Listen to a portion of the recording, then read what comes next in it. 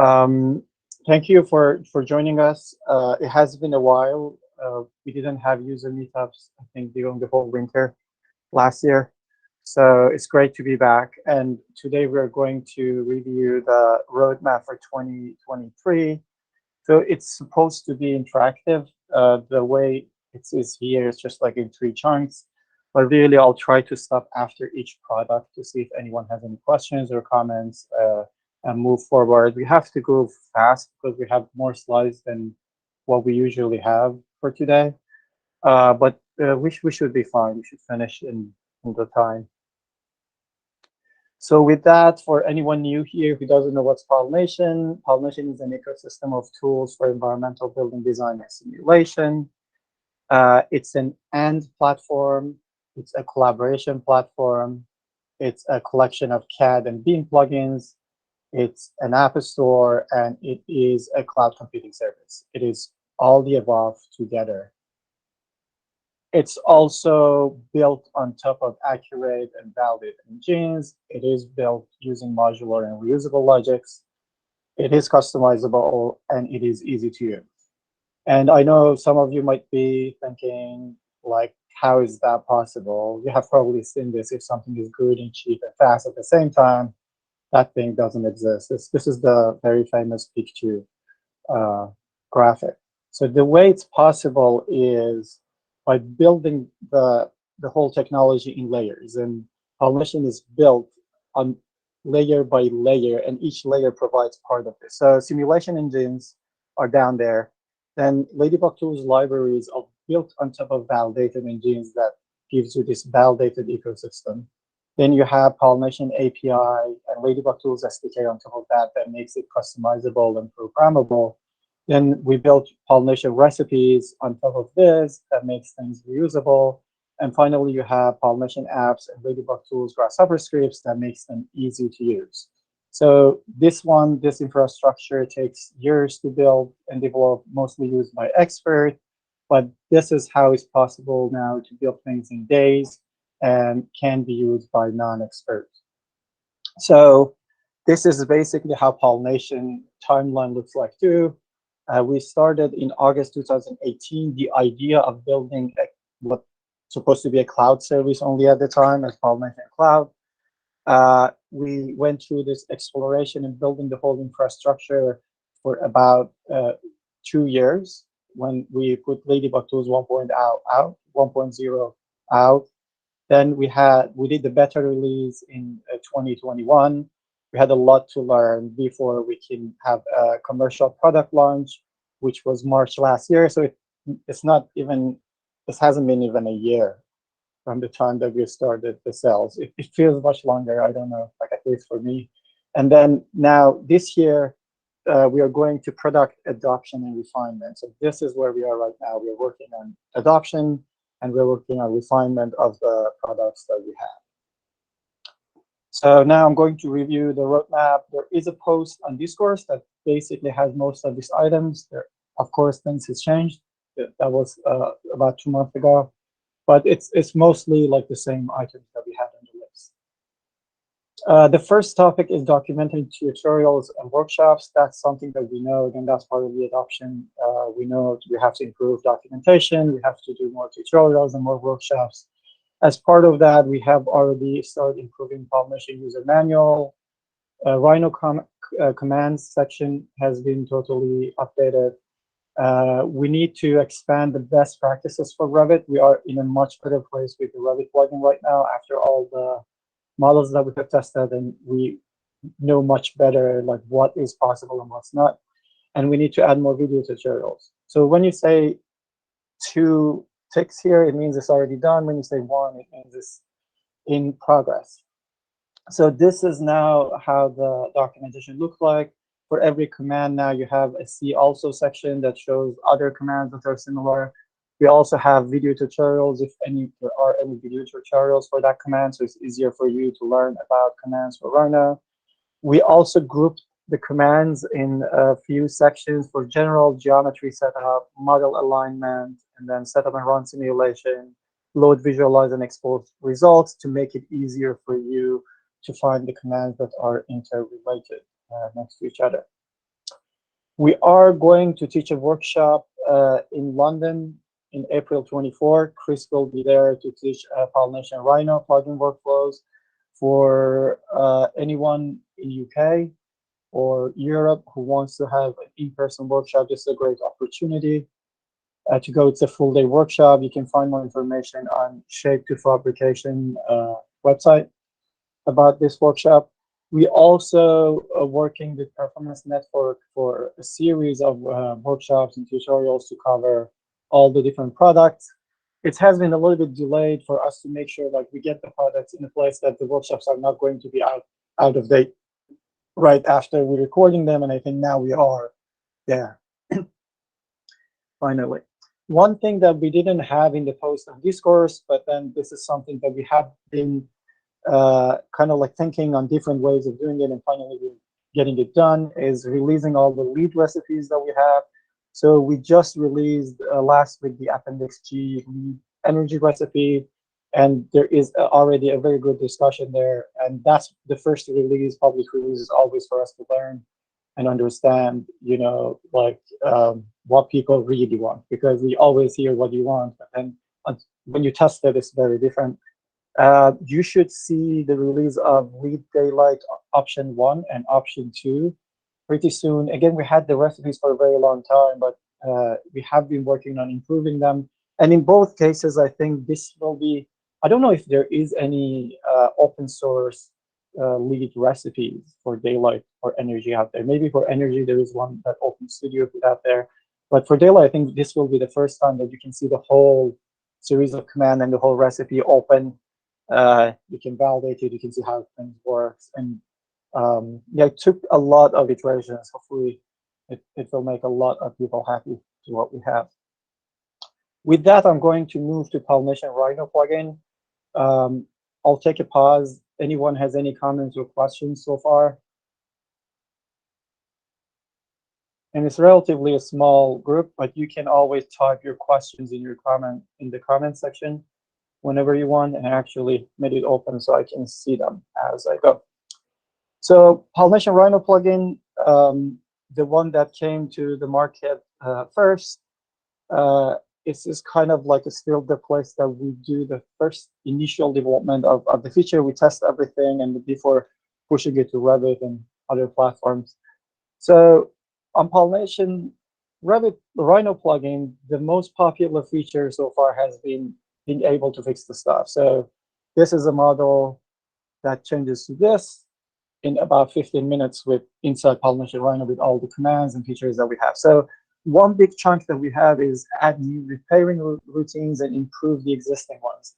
You see that I don't have a list here of what are the routines that we want to go through, because mainly the way it works is we get models from you, and then we work on them, and we basically identify the things that can be improved, can be fixed, and we just go one item at a time. I think the power of doing this is kind of underestimated, or people don't see it, but it's really powerful, like how this is making the Rhino plugin better and better. Every single model that comes, and we find something, and it's always now, the Rhino plugin is in a place that we can fix almost every model that comes. There hasn't been a model that I cannot fix, but it's always like, oh, it might be easier if you automate this part, or if you have a command that can do this.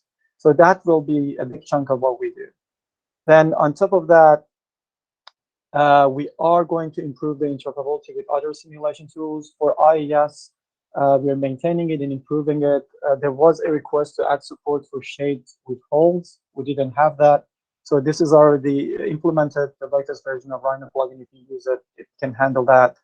Then we are also adding an automated fix for donut shape rooms, which IES cannot handle. They are valid in Energy Plus, Open Studio, Pollination, Honeybee, but they're not valid in IES. So we are again making that. This one has been started, but it's not finished. We are working on improving the export routine to eQuest. Right now, it only supports fully extruded model. We want to also support non-extruded rooms based on the feedback that we had. And there is an idea to add export to IDA eyes. This is one of those that people asked for it, but it's not a high priority at this point.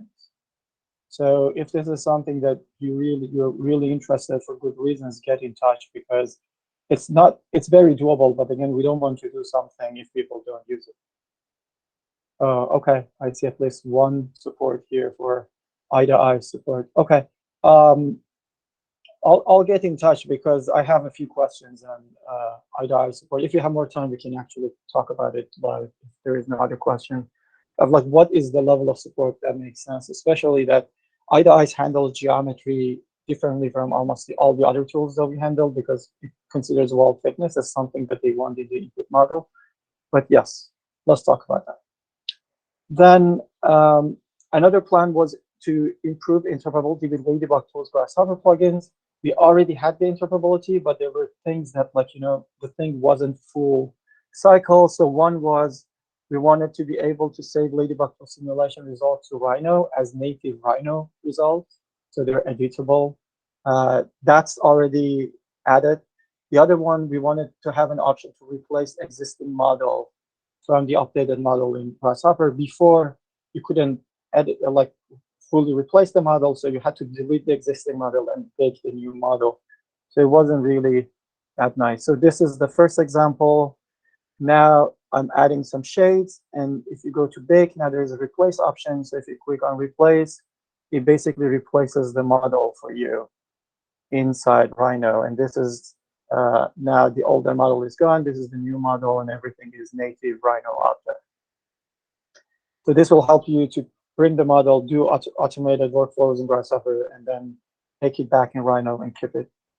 The next one is this one, that if you have the results coming out of Ladybug tools, now there is a concept visualization set, and there is a pollination visualization component that allows you to bake the results. Now the results are natively baked in Rhino. It's an analysis mesh inside Rhino, and it means you can do all the editing, customization, and all those. So if you bake it to Rhino and send it to someone who doesn't have the Rhino plugin, they will see it as a colored mesh. So it will not be the smart object that you can double click, but it will be a colored mesh in the Rhino document. Then the other big take for us was to streamline the process of submitting simulation and visualizing the result. And this is now done, and actually it is available. It is in production. We haven't written the release notes, but if you go and try opening Pollination from the panel inside Rhino, the command is PO apps. Then you can schedule a simulation from that. You can see it can link to the model inside Rhino, and you can create the study. The one on cloud is fully done. The one for running locally, we haven't closed the loop yet. But then it schedules the simulation. You can see the UI has changed. Now, once the simulation is done, so you can see all the inputs and outputs, of course, but now inputs and outputs are much easier to see and inspect. But then let me go here. Once the, oops, I think I jumped so fast. Once the simulation is done, now the outputs are, you can visualize them on the web. And if you are opening this from inside the CAD plugins, you can also visualize them directly inside Rhino. And this will be the same for Revit, and you can bake them inside Rhino. This is the same technology that bakes stuff from inside Grasshopper to Rhino. So we are using the exact same one now to bake the results from Pollination web application to Rhino. So this should make it much easier for people to schedule simulations, run them, visualize them, and save them. This is also done, but we have to basically write the release note and let everybody know about it. And we still have to work on the local runs. We want the local runs and the runs on cloud basically give you the same user experience. So it's a simulation is a simulation. One other item that we have on the list is to provide better solutions to create and share custom standards.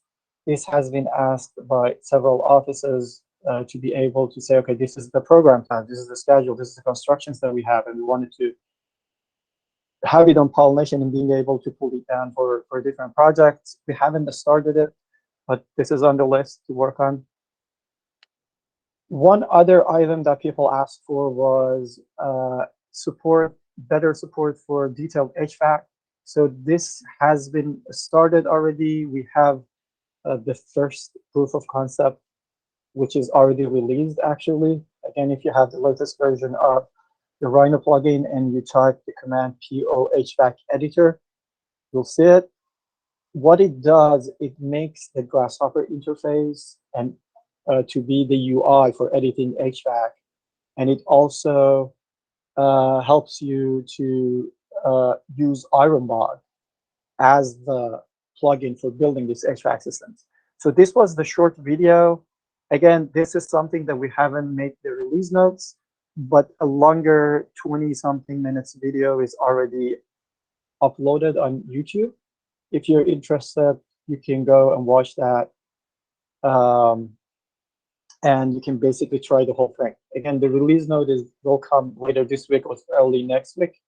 But if you're from the type that cannot wait that long, just go ahead. Everything is out there. You can already try it. And it is again like the first release. So one, feedback. Feedbacks are always welcome, but for the first release is even like critical and essential. And then things are going to change, right? Things are going to improve based on your feedback. Okay, we have 2 comments here. Let me get to them before going to Revit. So one is local runs are lifesavers when we are out of cloud computing hours. Yes, they are. Thank you. I mean, they're lifesavers even when you are not, because not everything needs to run on the cloud. Thank you. So regarding detailed HVAC, is it possible to use Ironbog on Mac OS? It was asked today on the forum, but now we're here. Mingo is here. I don't think so, but Mingo can tell me. No, unfortunately not. It's not supported on Mac. It's Windows only. Well, at least I haven't tested on Mac. I don't have a Mac for now to test it. Yeah, I don't think we want to open the Mac support at this point. We're more than happy to do everything for you to just try it on Windows. But yeah, like Mac support is its own new thing. Ironbog tutorial series will be great help. Yes, that's on the list. So the Mingo basically did this now, like the longer one for everyone to get started. Well, we know that we need some basic Ironbog tutorials. Yeah. Sorry again for not supporting Mac. It's just mostly a decision to make sure we get everything to work. Most of these technologies should run on Mac. So let me put that out there. There is no reason that we cannot support Mac, but it's just something that we don't want to do at this point. If there is no other questions, I'll move to Pollination Revit. Okay, so Revit plugin was one of those technologies that we had a lot to learn. That was quite an experience. So one thing that we learned was editing Revit models is challenging for building performance specialists or modelers. And it wasn't for the reasons that we were thinking. So one reason is most of the time people don't have ownership of the model. So the person who runs the simulation and prepares the model is different from the person who has ownership, for example, for rooms and areas in the model. So there was an ownership fight. So they couldn't change anything in the Revit model. Then the other one was most of people on the side of building performance simulations, they don't know how to work in Revit. And when it comes from me, it means like they don't know how to work in Revit because I don't consider myself as someone who knows how to work in Revit. And I find most people are not even know as much as I know how to work in Revit. So that has been really challenging. Again, we are no stranger to educating people, but just like we understood, we have to adjust our expectation of how much people can fix. The other thing was the ideal workflow is very different for different users when it comes to Revit. Unlike Rhino, which for most people, we could just define an ideal workflow what people want. So for consultant and engineers, it turns out a lot of them want to get out of Revit as soon as possible. They see Revit as the source to take geometry out, and geometry is mostly sometimes even it's just only give me the facade, and then that's all I want. Thank you. I don't want to be in Revit. for the reasons that I just mentioned in the previous slide. Then you have architects, on the other hand, the architects who use Revit, who are just like, Revit for life kind of mindset. They don't want to leave Revit. They don't want to touch any other software. They want everything to start inside Revit, finish inside Revit, live inside Revit, like die inside Revit. Hardcore, everything should be Revit. So we are in the middle of, how to support both ends of the spectrum. And we couldn't find that many people. Actually, most of our current customer are people in the middle who understand, okay, Revit is good for something. Let's do some stuff with Revit. And Rhino can save you a lot of time. The other thing that we learned is we can't trust Revit geometry routines. I mean, this wasn't surprising, but we were hoping that Revit can give us like a good starting point, Revit API. But the more we work with models, the more we understand that's not something that we can trust or rely on. There will always be something that's not clean enough. And then building reliable workflow, or a reliable workflow, reliable workflows, in particular for energy modeling, needs adding additional routines. So again, like we couldn't trust Revit, we had to rewrite a lot of routines for fixing and automating stuff. And then finally, the most efficient, realistic option at this point is to prepare what I call a workable model in Revit. This is already going to save you bring things from days to hours. And then do the simulatable model inside Rhino. That's still the place that things are at this point. So our goal for 2023 is to minimize the need to work outside Revit, like going into Rhino or going to other software. But then it comes with understanding it will not be possible for all the models. There will be models that you have to spend a lot of time fixing in Revit if you want everything to happen in Revit. But there is still room for improvement, and we understand that, we acknowledge that, and we have already started working on that. So the first item based on those learnings is to develop more forgiving solutions for exporting models. To do that, we started to add support for exporting the building envelope. So now we support area plans in Revit. So instead of fixing all the rooms, you just draw one area plan and you can get the envelope out. Allow selecting different geometry extraction methods for different levels. So now if you have first level, you want to use area, second level, you want to do extruded plans, third level, you want to use full volume, you can do that. This has been very helpful already in several models that I had to deal with. Then add additional filtering to only export a few rooms. So instead of having like export the whole level, even if you wanted a few rooms, now you can just say, I just need this level and I just need like these 3 rooms. You can export those. And finally, support for exporting perimeter core models. Because now we have the envelope only, it's possible to go there and give you a perimeter core model using the core libraries, basically under the hood. So something that we haven't implemented, but people asked for several times. And right now it's possible if you take the model going to Rhino. Rhino already has the command to help you with this.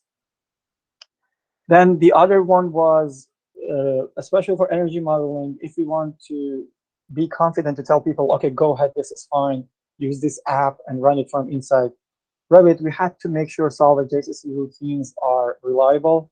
Again, in Revit, it wasn't. So what we have done, we have rewritten everything outside. And this is already released for extruded geometries, and it does a great job of solving the adjacency. So this is the Revit sample model first floor.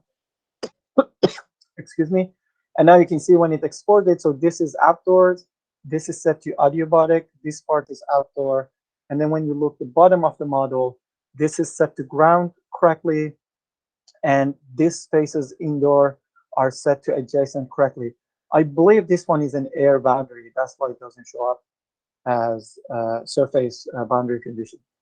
But you can see this is something now we can rely. So if you have extruded only model, and you have a model and you select solve adjacency, you can say, okay, in Revit it works. It really solves adjacency correctly, so you can run with it. Then the other thing that we have to do, we have to improve automated repairing routines. One that we have on the list, we already have alignment implemented in Revit, but the challenge is you have to draw these alignment lines, and that can be really time-consuming to do. So we have already abstracted the methodology that we have already in Rhino plugin to plug it into Revit, into the Revit plugin. We're halfway there. We haven't finished the implementation, and we are in the process to streamline to run simulations and visualize the results similar to what we did in Rhino. One of the good things about Pollination ecosystem is because things are in like reusable. So once this is done with Rhino, we have only to check the part for getting the model in and getting the results out, and then the same exact UI will work from inside Revit. And of course, it works from the web. If you have not updated your Revit installation, this is the time to go do it. All the items that I mentioned in this presentation that are done, they have already been released. They're available for download, version 224, and we have already gotten like very good feedback. This is the one from, I think, yesterday. So, and if you're wondering, the model doesn't look like this. I added a motion blur to because of confidentiality. Yeah, it's a real model, but it took 3 hours instead of 3 days. So I think that's the exciting part. Any questions, comments about the Revit plugin?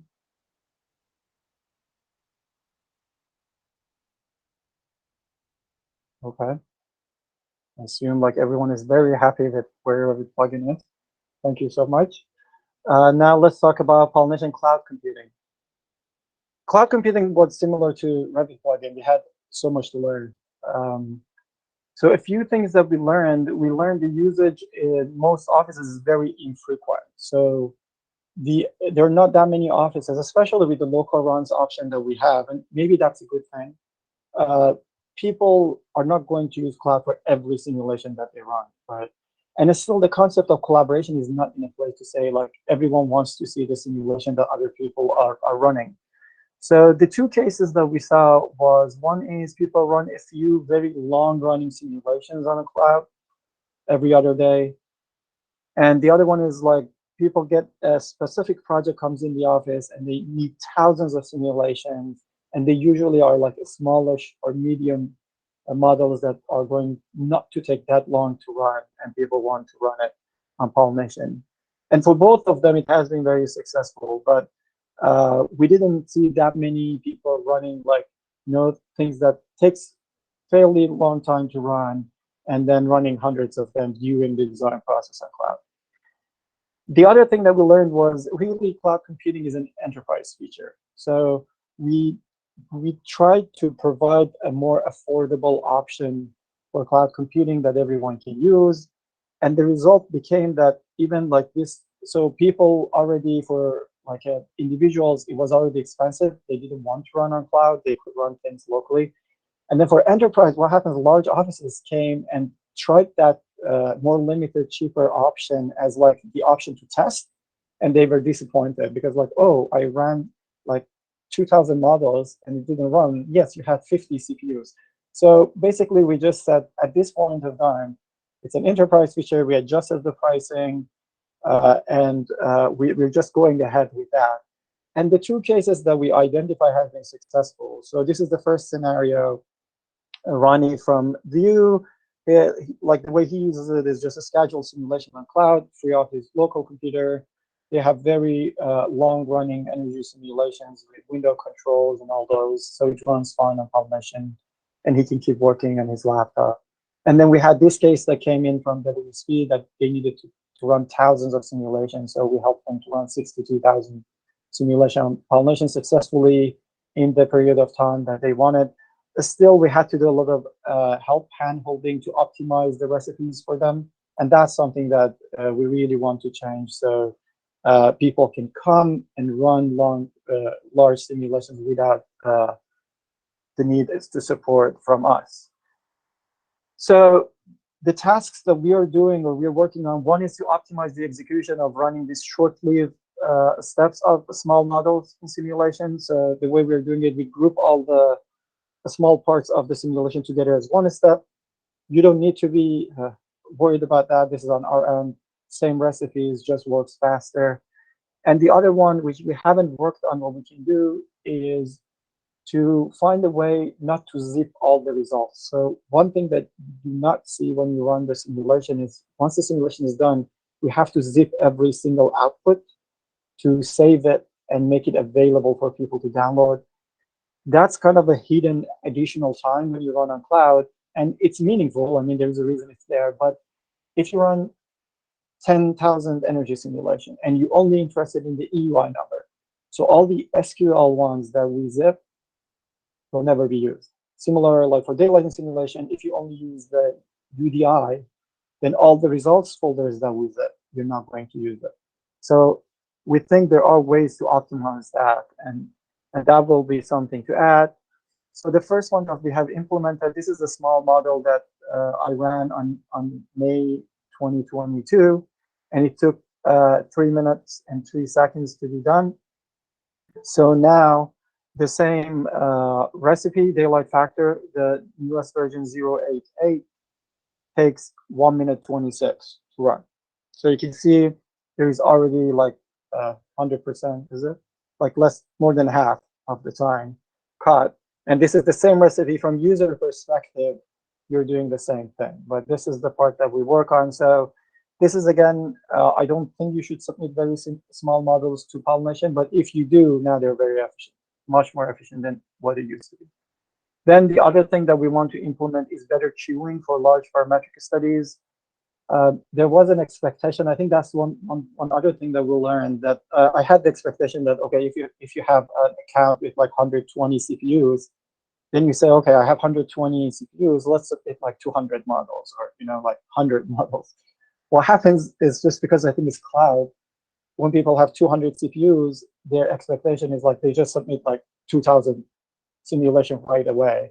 And that means like we run like every 120 available resources for you. So things just get stuck there for a very long time. And based on how we run it, your first simulation and your last simulation might end to be done at the same time. So overall, it runs faster, but the feeling for people is not good, because they think, why my first simulation is still running after 2 hours?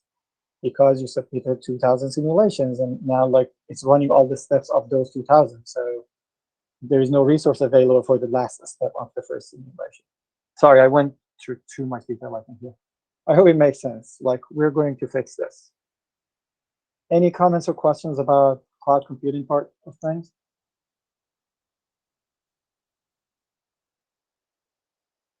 Oh man, like this is, everyone is again very happy with this, I think. So let's go with the apps. So apps are very different from all the other products that we had, because I think we released the apps because we wanted to show the whole vision of the product to everyone, of where we are heading and how everything comes together.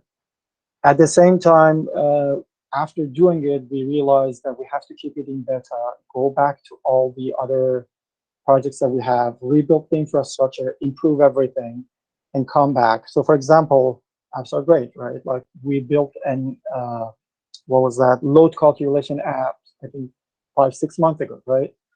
But then if the Revit plugin doesn't give you a valid model and you run it through the app, it's garbage in, garbage out. And if you know us, the way we work, we can't sell that. We can't get behind that. We have to make sure, like, we give you the tools to make sure you get some results that are reliable.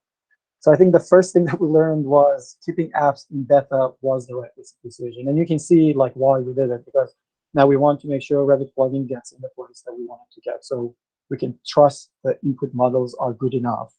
And we can trust there are other solutions, like, okay, you don't want to resolve all the rooms, just do the envelope only, and that's good enough for an early design energy modeling. So then we can come to apps and say, okay, we have everything built, so apps are going to work in the way that we want them to work. Then we realized there is a major educational component for building up the software development skills in the industry. I think, at least myself, I overestimated the level of Python ability that people have in the industry for writing code. But we are no stranger for like providing education. I think when Ladybug Tools started, it was again very similar, that I don't know if there were any engineer really knowing anything about Grasshopper. There was few structural engineering on the environmental design side. Grasshopper wasn't the tool to use, but we went through the process, providing examples, tutorials, workshops, and now a lot of job descriptions they even write Grasshopper, not Ladybug tools, even like as the tool that you need to know. I think it will be happening, but it takes a lot of time and energy to do that. So that's again goes to the part of keeping it beta. Let's not commit to it 100%. We're working with a few larger offices. The experts in the offices are writing the apps, and the result has been really promising so far. So that's the part that makes me quite happy. And I know apps are the future because they are fast to build, they're easy to deploy, the UI is easy to use, they're already integrated with different cat plugins, you just write them once. So they have all the good things that you need to have for a product to be successful.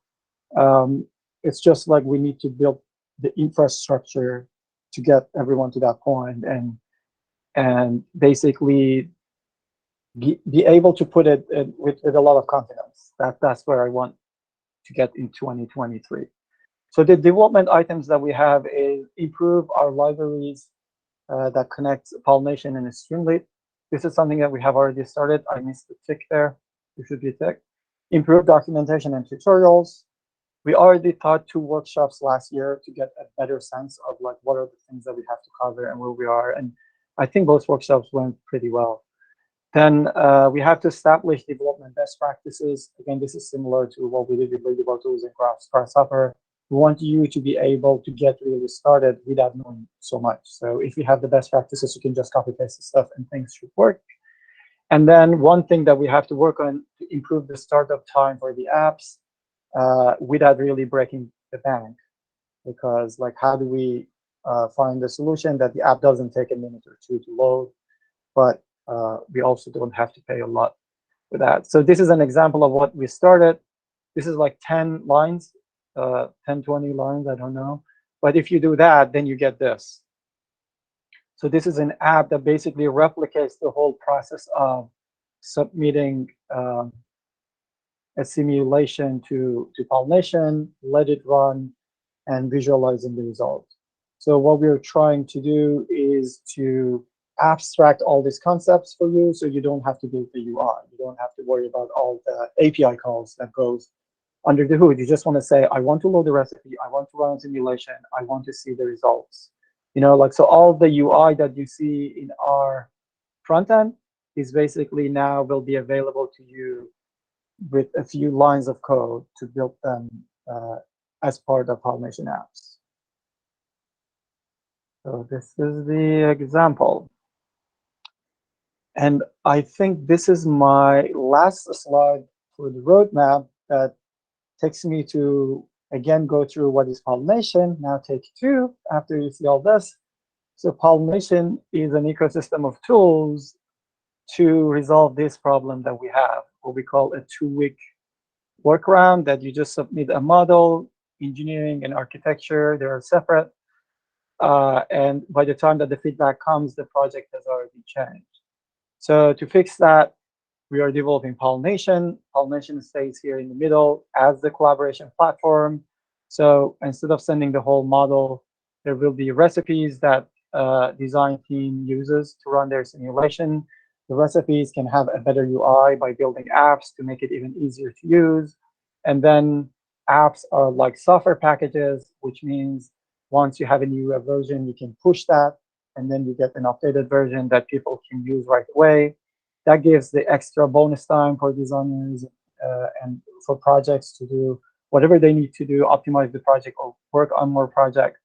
And the best part is with Pollination, you should be able to go through the design process through different software, and it shouldn't matter where you are. You should be able to use the same interface, the same logic that you have without the need to change everything because you're moving from Rhino to Grasshopper, or you're moving from Grasshopper to Revit. It shouldn't be of like, oh, now we're in Revit, we cannot use this and that. Pollination is built to basically remove that thing that is a problem right now in the industry.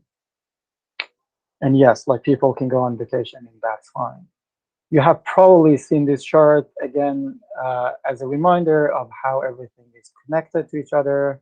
We have a cloud component and we have a desktop component. Apps are sitting in the center. This part can work as is. This part can work as is. And you can work them together, which is where the real beauty and power comes. I think where we are with the whole Pollination is where iPhone generation 1 was when it was released, as in they added all this logics that used to be available before, they packaged them. I think this is very similar to apps that we have.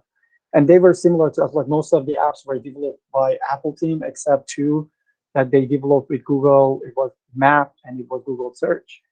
Then for making this happen, they actually developed a whole cloud infrastructure, which was not visible to users. And that's what Pollination Cloud is. That makes all the Pollination things possible. Then they improved the user interface for a lot of things that used to be available. For example, it was the first time that you could send HTML emails on the render HTML email on your phone. Before that, you couldn't do that. That to me is very similar to how we have packaged recipes that you can load from everywhere and use it, which was only available in Grasshopper before. And then one part of the magic was the UI to use the tools was not fixed anymore. So the keyboard was not on the phone. Like it would show up, sometimes you have keyboard, sometimes you don't have keyboard, depending on what the app is. I think that's part of what we have with all the apps and all the different user interfaces that we added for Pollination. So if you saw where iPhone went from where it was to where it is right now, like you can imagine where we think Pollination will go from where it is to where it's going to go in the near future. Good news, all the things that I showed you are out there in production. There was no vaporware here. There is nothing like that's hidden or like coming or you have to pay extra to have access to. Everything is out there. You can start today. You can go to our user manual, start reading, start downloading, playing everything that you want. And before taking more questions, I want to really thank all the officers who trusted us and trusted Pollination during the last year up to now. For us as a real small business, our customers are the reasons that we can go forward. We really appreciate it. And our customers are the reasons that our products are getting better on a daily basis. So thank you so much for trusting us. And I hope you're really happy with what you're getting out of Pollination, and it's only going to get better from now forward. So with that, I think it's time for questions. And thank you everyone for joining the call today. Any questions, comments?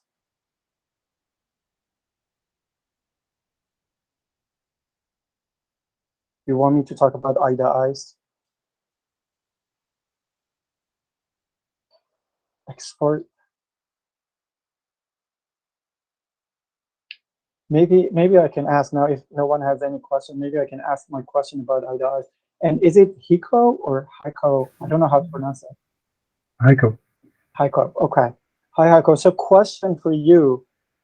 If the geometry, if you don't have the wall thickness, and we export the geometry for you, like where the rooms are just like touching each other, how good or bad is that? How important it is to have the wall thickness in the model when it goes to IDA Eyes? I think you have to make the assumptions and look at the net and gross floor differences. But to have some kind of export would be great in any way. Okay, so even if for our first version, the offset is not fixed, you can take care of that, at least partially in IDA Eyes. Am I right?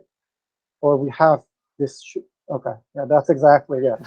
Yeah, I think we have to find a way to manage this, because normally you have the net flow areas in IDA Eyes, and I'm not used to the pollination workflow, how you get from the room, because we do have the rooms in Revit. So the question would be, can we use the room surfaces itself to get them to the IDA Eyes? We can, and actually we added an option in Revit now. So instead of taking the center of the room, you can actually get the, what's that? The end, the finish of the wall. instead of center of the wall. So that will make the rooms in a way that eye to eyes will be happy. But then it won't work for solver JCC or anything like that. And in the Rhino plugin, we don't have such a concept. So, okay, I mean, like, we'll give it a try because people ask for it. But again, the question has been, is it something that really people like because it's nice, or is it something that is really going to help people on a day-to-day basis? Because we tried the IFC workflow and it didn't work. So now the idea is, instead of writing to IFC, directly write to eye-to-eyes format that it imports. So we don't have the thing of like, oh, IFC is like this, or they need it like that. It's similar to what we did with ISVE. Go to gem format directly, go around GBXML, and then people are happy. We are happy. Okay.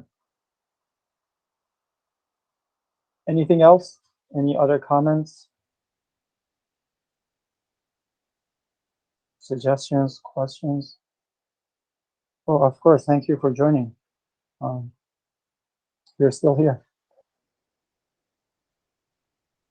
Anyone from Pollination team has any questions for the audience?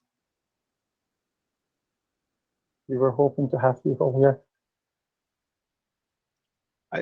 I might have one if, well, but I also realized that maybe like this is better asked as like a poll question, but I was kind of curious because we had just released the Appendix G recipe. I guess one, if anyone had gotten the chance to try it, and two, I know if any of you have been looking at the discussion, I know there's a debate, I guess, between whether people usually use the lead v4.1 versus v4 version of that credit. And I was just curious to know if anybody is mostly using V4, or anybody who has submitted for the lead energy credits. Are they using lead 4 right now, as opposed to 4.1? If not, I realize, yeah, maybe this is it's a better poll question. Oh yeah, here we go. Have you tried the Appendix G recipe? Yeah, thank you, Mustafa. So we have a poll open now. What was the next question? Version? Because so there's a slightly different version of the credit between lead 4.1 versus lead 4. Okay. And so I guess, yeah, I guess the question I'd put is, are you using lead 4.1, I guess, for that credit would be my second one.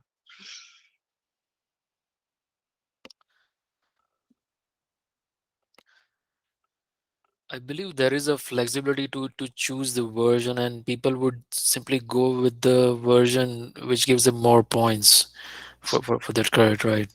Yes, yeah. So I know right now, yeah, you have the option to choose either one. Like either you can use 4.1 or version 4. I guess the thing that I'm wondering though are people then doing 2 analyses in each of those versions, seeing which gives them the most points, and then doing that, or are they just saying that just going with a certain one by default? Because I know it can be a lot of work to run a whole baseline model because there are different standards being used. Right. So no one has tried it. I think everyone should be able to see the results, right? But yeah, so from what I see on Discourse, it looks like lead 4 is the one that gives people more points and people are more comfortable with. So probably will be the one that people use mostly. And the poll is 3-1 if anyone else is interested, get involved. But yeah, I think we can make a poll on Discourse actually for this. Discourse Yeah, maybe that's the right way to do it. Yeah. But thank you for those who answered. Okay. I think if there is no other questions or comments, then we can basically finish this one a few minutes early. Right? Yeah. Okay. Great. Then thank you, everyone. Thank you for joining. The recording will be available for anyone who joined late, or if you want to watch it again. And yeah, we'll see you in a month or so. Take good care. Thank you. Thank you. Bye.